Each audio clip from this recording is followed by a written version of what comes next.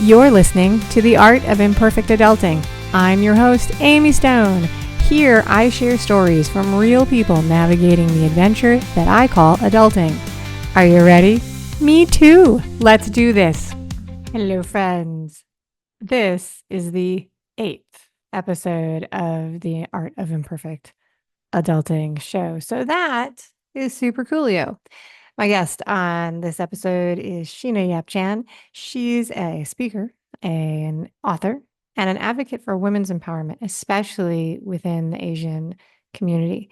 Sheena shares with me her thoughts on how her cultural and ethnic heritage impact her ideas about perfection and therefore imperfection, which is the theme of everything I do.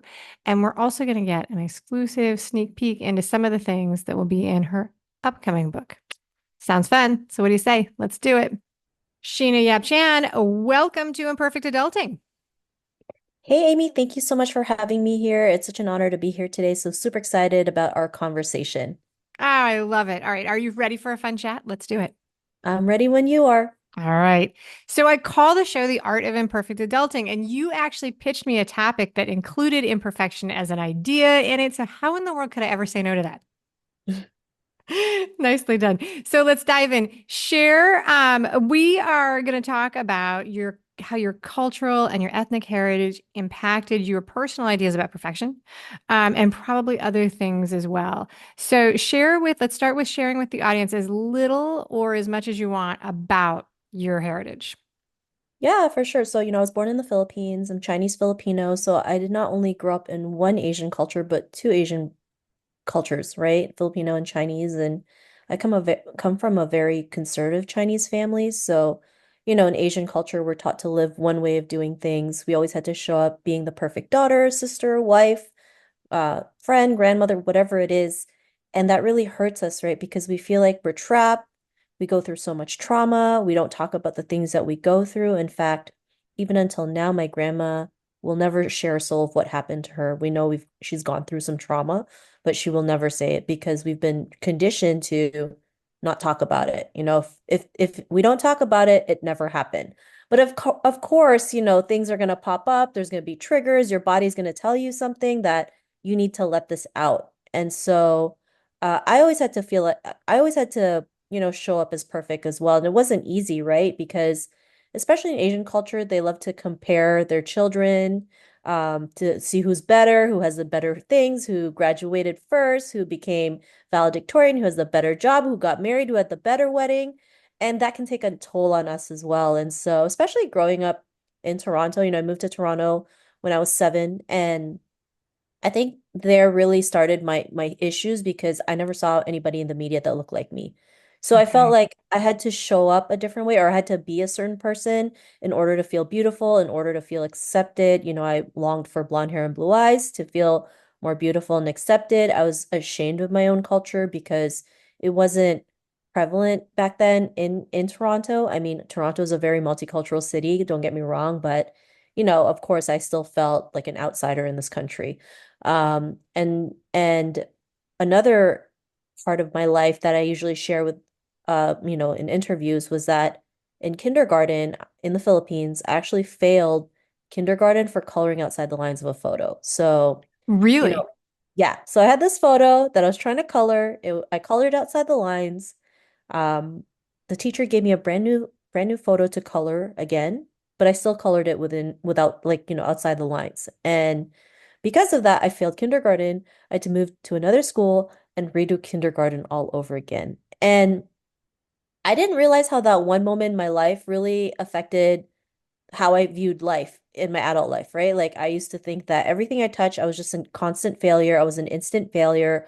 I resisted a lot, and I always felt like I had to have everything perfect to a T before I even started. And you know what happened? I just delayed my own success. And so it wasn't until like a self-development class or seminar in Hawaii, where I realized that I didn't fail. Just one person told me I failed, but one person's view is not my absolute truth, right? I realized that I was just meant to color outside the lines. I wasn't meant to live how my culture has told me to live day in and day out. We've been taught one way of living for generations, And that's all they know too. I can't fault the older generation because they just know what they're being taught, right? Right. And because of this, we go through so much confidence issues, so much unresolved trauma that doesn't help us, right? And of course, for me, trauma is really important to work through it because we can't show up as our best self. Another thing we're taught to do is that, you know, our parents gave us life. They do everything for us, which I'm very grateful for, of course, right?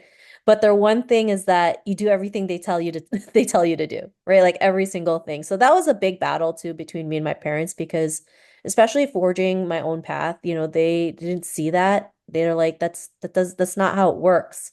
And I'm like, according to who, right? Right. We come to North America for better opportunities. And not that working a job is a bad thing. If you love your job, I think that's great. But not everyone loves their job, right? If you Right. want something more, if you feel like you can make a dent in this world or make a name for yourself, then we should go for it, right? We're in the land of opportunity, right? And there's so many opportunities out there. But as women, sometimes we are too scared to seize that opportunity.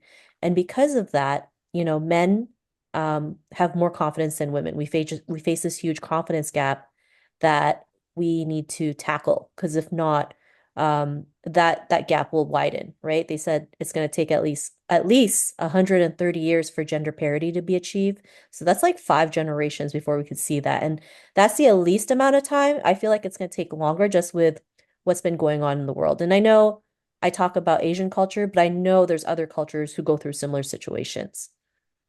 Yeah, no, wow, that was like a master class in a lot of things. I have to pick a spot for where to jump in. So you talked about the confidence gap, and one of my mentors does a lot of talking about the gaps. So we have the wage gap, we have the confidence gap, we have the leisure gap, we have the pleasure gap, all kind of things like that. It's a lot of stuff to think about. And you talked about the impact of trauma and generational cycles. We'll dig into a bunch of that, right? So you mentioned that you were born in pop quiz for Amy, as I remember what you just said, the Philippines, right? And you went to kindergarten in the Philippines. At what point did you move? Like tell us when that happened.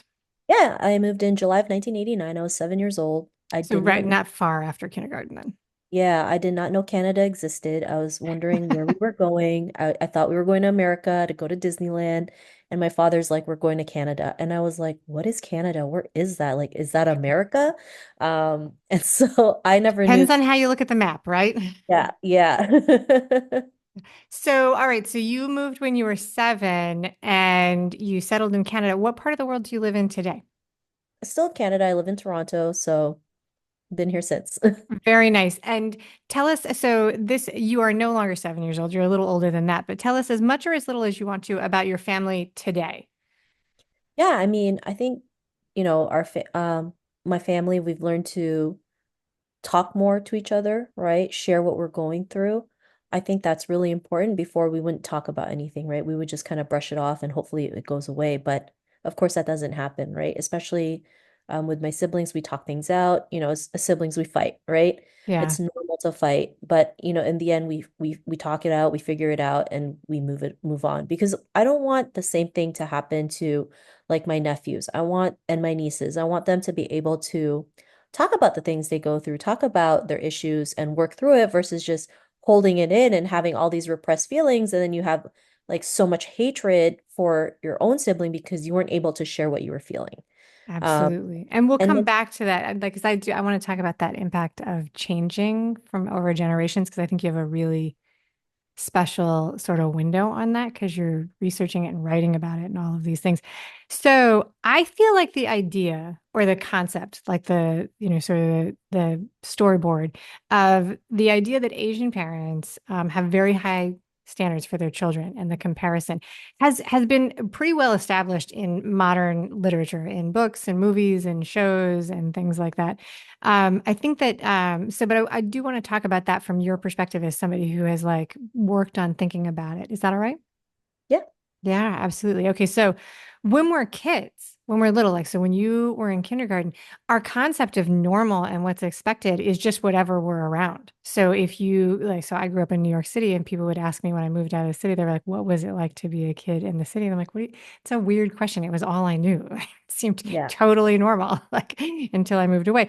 So, when did you begin to become aware of the idea that what your expectations or what was expected of you or the comparisons that you were seeing from the adults in your life wasn't maybe the same as the other people who were around you in Canada? I think just, being in different cultures, seeing like the majority of the population at the time was all Caucasian. Like Yeah. that's all you ever saw in the media. That's all you ever saw in magazines. And I always felt a lot smaller because I never had any like role models that looked like me to look up to. And it was really hard. I think the first time I saw, an all Asian cast in a movie was the Joy Luck Club. Yeah. Um, Oh, I just saw Amy Chan speak this past week. Nice. And Yeah. then that was the first time I was like, oh, there's Asian women in the front in the movies, right? I even talk about that in my book, The Tao of Self Confidence, and talking about different examples of intergenerational trauma because the Joy Luck Club is all about complex relationships between mother and daughter that we Yeah. all can relate to. And that was the first time that I felt like, I wasn't good enough because I didn't have blonde hair, I didn't have blue eyes, I had a flat nose, I looked totally different. I was ashamed of being Asian. In fact, when I would go back home to visit family and friends, I personally would look down on everybody else because I was like, you're from the Philippines, I'm from Canada, I'm better. And Ah, back then we interesting. didn't know any better, right? We just Yeah. wanted to assimilate as well in Canada. When you're living in Canada and you want to assimilate to Canadian culture, but at the same time, your parents are trying to um talk to you or teach you still the Asian culture, it's like you don't even know where to go at times, or you're like stuck in this little gray area. And then sometimes when you go back home, how you speak to your elders, what you may think is like something that's really harmless, to them, it's disrespectful, right? I remember just, we were just talking and I shared my opinion on something. And, in North America, we can freely share our opinions without being ostracized or being, well, back then being canceled. Now it's totally different. But when I shared that with my uncles at the time, they were telling me I was disrespectful for speaking out of line. And I was like, oh, that's interesting, right? And so, yeah, I mean, I think not having representation really affected my confidence because I just felt like I could only be a certain person and do a certain thing and have like this cap, not really realizing there's no such thing as a cap and you can go out there and do what you want. And I think this is why I do the work that I do, because I also want the current and future generations to realize like you can write a book, you can speak, you can forge your own path. Like you can do anything you set your mind to. And it doesn't matter what age you're in, because I'm already in my 40s. So like, especially women that are 40 and over, we're always seeing that we have this like expiration date, but we don't. Like you can literally start at Yeah. any given moment. That is a really interesting thing. So I'm older than you, but it's something I've been doing a lot of thinking about myself because I did what I think of as the parental pause, which is that I did take a break and really focus on my family for several years. And that can be followed. A lot of people follow that with the idea of like, oh my gosh, did I just waste these, did I give up on this stuff? So really questioning and pushing that. So um, this leads into a question that I have, which you may not have an answer, but I'm just going to give you permission to guess and speak authoritatively, even if you don't have any idea. But in your opinion, do you think that there is a bit of a cultural shift about this idea of the relations between the cultures and the parents and the children and comparing and the high standards for the people who have left the home country? Do you think that that has shifted over the past couple of decades or not? I think there has been some shift, especially with the popularity of Korean dramas. Oh, right. Yes. They've been very great at storytelling, and especially in situations that I can relate to and everybody can relate to, because if you look at the audience for Korean dramas, it's a very diverse audience. Like Yeah. I've never seen such a diverse audience, considering it's not an American show. It's everything is in Korean language, and it just talks about these really specific situations that can happen in real life, especially in mental health, right? Mental health has Yeah. been something that we're not taught to talk about. It's been a taboo. Sometimes our elder generation thinks that it's not real. And so being able to have like these open discussions about mental health has slowly shifted and, help people realize, you know what, we're going through a mental health crisis or issue. And, it's okay that we're going through that. Like, it's okay not to be okay.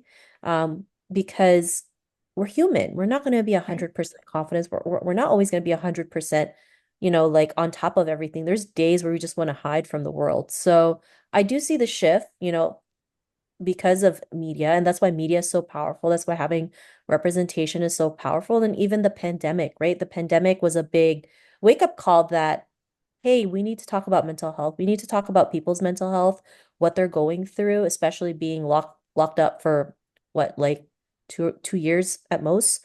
It started to normalize talking about mental health, being okay to say I'm seeking a mental health therapist. Because especially in Asian culture, if we said we were going to go see a mental health therapist, we would be deemed as, crazy or something is wrong with us when it's the total opposite, right? Like we just need to work on our mental well-being. It's kind of like if you're working out, you go to the gym to work on your body to do sit-ups or cardio or weightlifting, because if you don't, then, your body's not performing at its peak. So it's the same thing. You're just maintaining mental wellness. Yeah, no, that's an excellent point. These days I live in Miami, and so we are dominant immigrant culture is Hispanic and Haitian, and so they have that same challenge that the older generations are very resistant to the idea that you would have anxiety or depression or that you would need to reach out for. So it's interesting how that crosses over a lot of things. Okay, so the shift from how we are parented to the way we want to like interact with younger generations, whether it's children or nieces or nephews or just setting the standard for, whatever it is, right? We call that generational cycles. And you referred to that when you were talking about the confidence gap and how long it would take to like bridge it. So what are some of your thoughts on how that works and how to change it? Like, so do you see other people that are your peers, like, so if you have kids, which I don't know if you mentioned, or if you see other people doing it, like, how do you see people making that adjustment or choosing not to? Are people choosing to continue to parent with respect and honor to holding up old traditions of competitive nature and high standards, or are people, saying, hey, listen, let's make a shift and adjust this for future generations? Yeah, I mean, that's a great question. I don't have kids. I Okay. do have nieces and nephews, so those are the closest things. I think some of the things that I've done differently was let them express how they feel, right? Like if they are crying, I will let them cry, right? It's better Okay. they just cry it out than keeping it in, right? And just talking and kind of encouraging them, letting them know they can do anything they want. So I'll ask my nephew, what do you want to be when you grow up? He's like, I want to be a race car driver. I'm like, that's awesome. You can be a race car driver. Instead, back then, especially in Asian culture, if you're like telling your parents like you want to be a race car driver or an artist, they're Yeah. gonna like, how are you gonna put money on the table? How are you gonna feed your family? How are you gonna make money? Like everything was always about making money. Even though there is an avenue to make money, it just wasn't the realistic way of doing it because, you were told to be like a doctor, lawyer, accountant, like a very specific profession. So anything that's like a little bit creative or out of the box, it's always like, how are you going to make money? So, those are some of the things I've seen. And, it's also my friends, everyone's developmental stage for kids, it's very different, right? Not Very everyone is different. Yeah. gonna grow up the same way, right? Some kids will talk when they're 2, some will talk at 5. And so, instead of worrying about it, we kind of let it go and that time will come. Because even myself, I didn't even start talking until I was 5. And my parents thought something was wrong with me, of course. At 5 years old, I didn't say a word. And so it's, for any parent that they would worry, right? Even nowadays, like, they're going to be like, you need to check your child, Oh, make sure. you would have been to 45 specialists before you turned 3.5. Absolutely. Yeah, right. And sometimes we just develop late. That's all. Like Yeah. there's nothing wrong with that. So learning to just let it go. Of course, you can go to the doctor just to check in, just to make sure everything's good. But really, some kids just develop late. That's really it. I did so I have two stepkids and two kids, and I can still remember when one of my stepkids, he wanted to be a professional baseball player. Specifically, he wanted to play for the New York Yankees. No pressure there. And I remember the day that he was sitting in the back of the car and he said, "Why doesn't everybody play for the New York Yankees?" And he was making that discovery on his own that his dream may be harder to achieve than he might have thought. So it's hard. It's hard to watch somebody have a dream and you don't want to squash it. The other thing I remember talking about the talking, one of my kids, the school was like, "Hey, we think you should consider speech therapy." And so then we checked with a member of the family who is a speech therapist, and she was like, "This child has no teeth. Like, like this is the wrong time. Like all of her teeth had like fallen out, like that part where you miss all your teeth. They're like, this is not the time for speech therapy. Like this is she doesn't have any teeth yet. Let's wait." And I just always think about that it was two different opinions, but it's interesting. Neither of those are parental standards, but working with children and seeing how they interact and getting advice. It feels like a lot of pressure to create things and change things for future generations because it's I think that and this partly probably comes from the way we learn things. Like we are taught in a school system to model what people tell us to do. And then anytime you turn around and you're like, well, I'm not sure if I'm going to do it that way, that puts you in a spot of potential self-doubt, right? Yeah, for sure. So that's okay. So you are very upfront about the fact that you feel like you had a lot of pressure put on you by your parents, and that it's got some cultural elements. In what ways do you think that that pressure impacted you? You've talked about how it showed up in some ways that were looking for representation, unsure things. What are some of the other ways that it showed up? And I'm specifically curious whether or not there were some positive ways that it could have showed up in how you move through your life. Yeah, I mean, there's good and bad in everything, right? I'm grateful that my parents brought us here and help us learn to be how to be independent, how to think on the spot, how to, adapt to different environments. I mean, we moved half across the world, right? That's a big change. And at the same time, especially in Asian culture, one of the things we always want to do is just seek approval from our parents that what we're doing is okay. So when I was forging my path, my confidence level was very low because I always felt like I needed approval from my parents first before doing anything, right? And so I delayed my own success because I was like, I don't have a normal job. What I'm doing is totally out of the box. It's totally unconventional, and I don't think my parents approve of this. So I was always just scared that they were ashamed of me or not proud of me. And, I one day I was like, I need to let that approval go, right? Because I don't even know if that's true or not. Like, I'm just thinking of this in my head because, we've been conditioned to just do everything our parents tell us to do, right? And it was hard for us to make a decision because every decision was laid out for us, even when something as simple as like buying a car, right? I would normally go to my dad and ask him for car advice because he loves cars and like he knows more than I do. So that one time I decided to buy my car and made the decision all on my own, like he was so mad because he was like, "Why didn't you ask me? I could have checked the car, could have seen like if it was okay or not." And then he saw the car and then like pinpointed everything that was wrong with it. And I felt really bad because I was like, "Oh, I made a really bad decision." Um, and then like an ex-boyfriend at the time was like, "You know what? It doesn't matter if it was a good or bad decision. You actually made a decision all by yourself." And I was like, "Yeah, you're right. Like I did make a decision all by myself." And the car wasn't that bad. It was running, it was still great. It served its purpose. And so the moment I let go of that approval, that's when I can just show up and not really like it's not saying not care, but just to let it Right. go, right?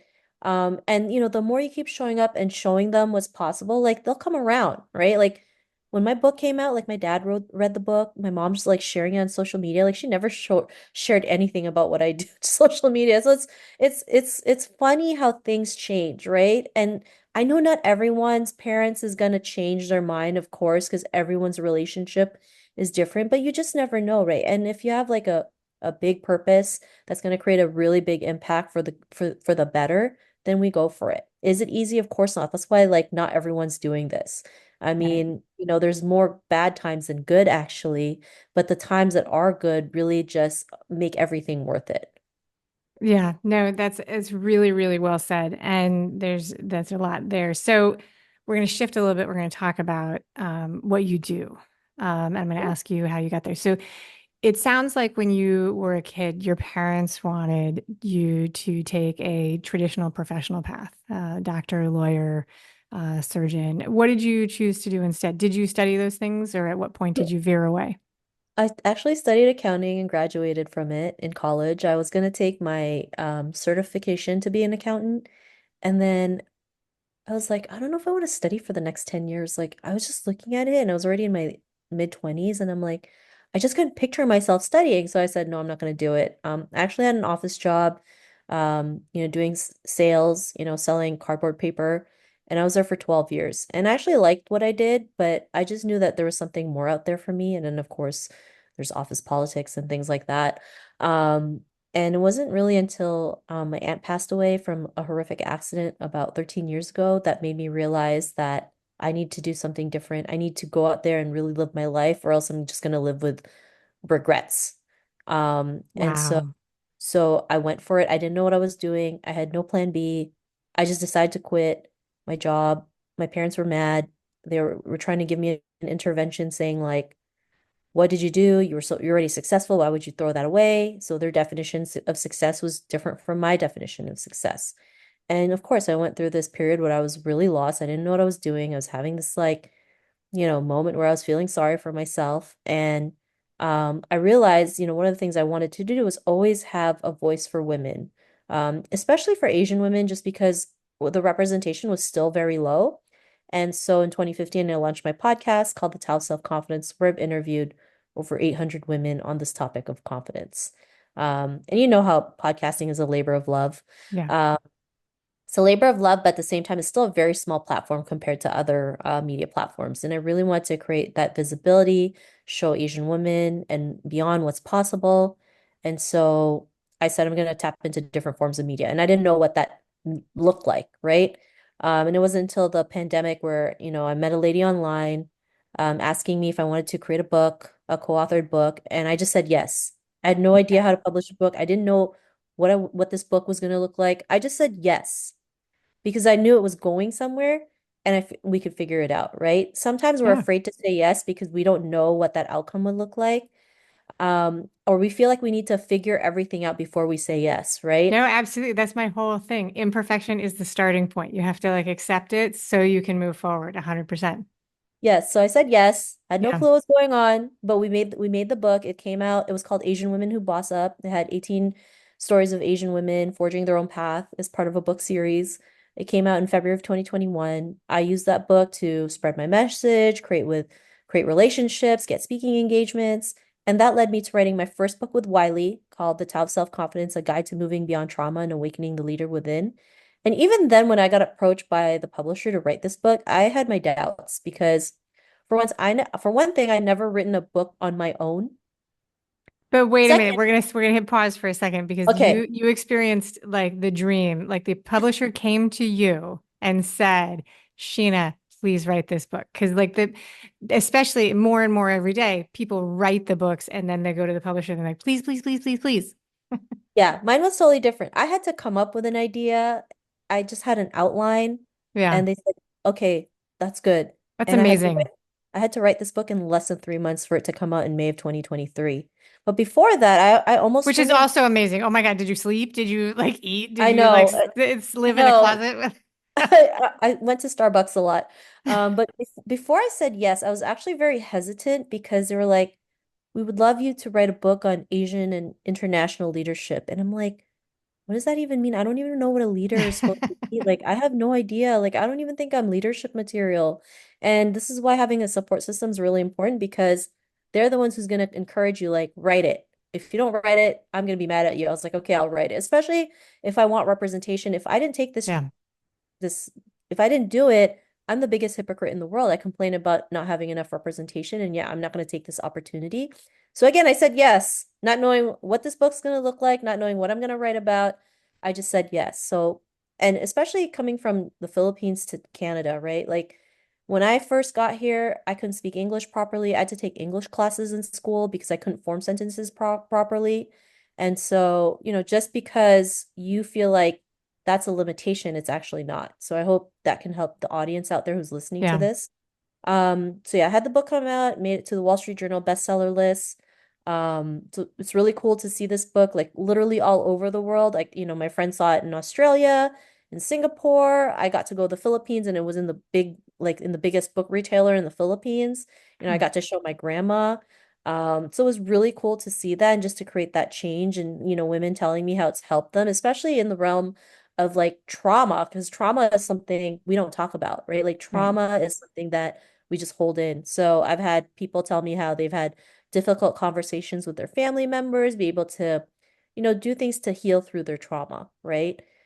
Because a lot of people are always like, how do you build confidence? And I'm like, what is really stopping you from building that confidence, right? Instead of asking, how do we build confidence, let's figure out the root cause and then we can move forward.